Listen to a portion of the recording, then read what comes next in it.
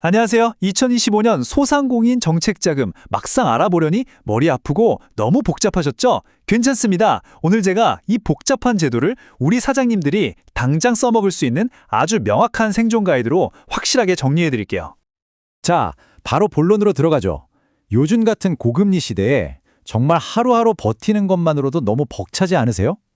매달 꼬박꼬박 나가는 이자 걱정에 밤잠 설치는 사장님들 정말 많으실 겁니다. 하지만요, 바로 여기에 우리 사장님들이 꽉 붙잡을 수 있는 아주 튼튼한 금융 동아줄이 있습니다. 무려 연 2에서 3%대라는 요즘엔 정말 보기 드문 파격적인 저금리로요, 최대 5억 원까지 자금을 확보할 수 있는 기회입니다. 그 이름은 바로 2025년 소상공인 정책자금입니다. 이건 그냥 돈을 빌려주는 게 아니고요.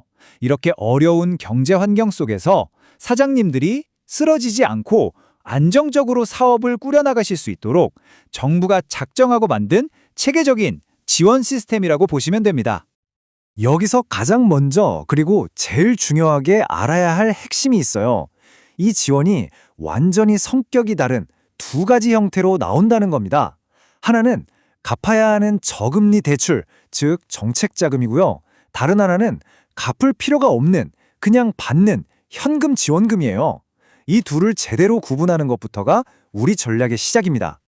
그럼 이 두 가지 길, 그러니까 지원금과 대출의 차이를 한번 명확하게 짚고 넘어가 볼게요. 왜냐하면 내 사업 상황에 딱 맞는 올바른 선택을 하는 게 성공으로 가는 첫걸음이니까요. 보시면 딱 감이 오시죠? 두 자금의 쓰임새가 이렇게나 명확하게 나뉩니다.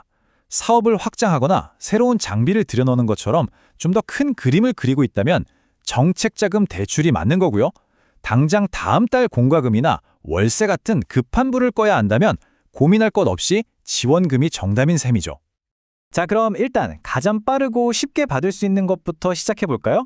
바로 이 50만 원 지원금입니다. 이걸 먼저 성공적으로 받아내면 자신감을 갖고 더 큰 자금에도 도전할 수 있겠죠? 일종의 워밍업 같은 거예요. 이 지원금 신청 과정은요, 정말 놀라울 정도로 간단합니다. 딱 4단계면 끝나요. 필요한 서류 몇 개 준비해서 온라인으로 클릭 몇 번이면 신청이 끝나고요. 승인도 거의 바로바로 나옵니다. 그리고 나서 6개월 안에 전기세나 보험료 같은 고정비로 쓰기만 하면 되니까 이건 뭐 망설일 이유가 전혀 없겠죠? 신청하시기 전에 이 간단한 자격 요건만 한번 빠르게 체크해보세요.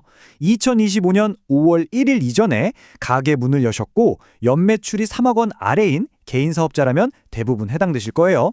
아, 근데 여기서 중요한 거, 법인 사업자는 제외된다는 점, 이건 꼭 기억해 두셔야 합니다. 자, 이제 몸풀기는 끝났습니다. 이제부터는 더 큰 규모의 자금, 즉 정책자금 대출로 넘어가 볼게요. 여기서부터는 정말 우리 사장님의 전략적인 판단이 빛을 발하는 부분입니다. 종류가 꽤 여러 가지인데 이 많은 대출 상품 중에서 과연 우리 사장님 가게에 딱 맞는 그야말로 맞춤 정장 같은 대출은 과연 무엇일까요? 이 표가 바로 사장님을 위한 맞춤형 지도라고 보시면 돼요. 예를 들어서 우리 가게에 스마트 기술을 도입해서 혁신을 해보고 싶다 하시면 여기 금리가 제일 낮은 성장 기반 자금을 노리시면 되고요. 사업한 지 얼마나 됐던 상관없이 지금 당장 운영 자금이 급하다 하시면 일반 경영 안정 자금이 있습니다.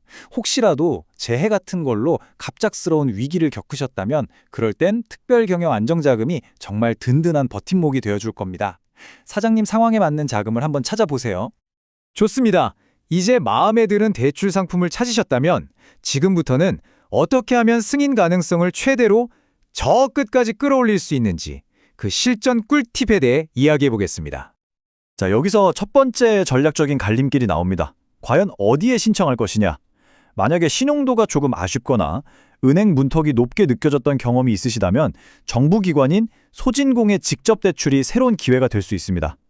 반면에 신용도에 자신 있고 좀 더 빠르게 진행하고 싶으시다면 그냥 편하게 이용하시는 주거래 은행을 통한 대리대출이 정답일 수 있어요. 승인을 받기 위한 3가지 황금률, 이것만은 꼭 기억하세요. 첫째, 신청하기 직전 3개월. 이 기간은 신용관리의 골든타임입니다. 어떤 일이 있어도 연체는 절대 금물이에요. 둘째, 사업계획 썼을 때 돈 빌려서 잘 쓰겠습니다가 아닙니다. 이 돈으로 이렇게 매출을 올려서 반드시 이렇게 갚겠습니다 라는 구체적인 계획과 확신을 보여줘야 해요. 마지막으로 셋째, 서류의 오타 하나, 실수 하나가 전체 신뢰도를 와르르 무너뜨릴 수 있습니다. 제출 전 마지막 확인 2번, 3번 하셔도 지나치지 않습니다.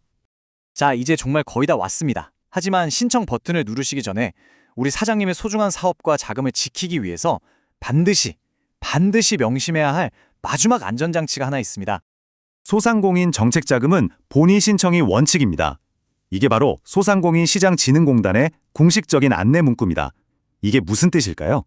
수수료를 받고 대신 신청해주겠다는 업체는 전부 다 불법 브로커란 뜻입니다. 절대 속으시면 안 돼요. 이 세 가지만큼은 꼭 머릿속에 저장해 주세요. 수수료를 요구하는 업체는 100% 불법입니다.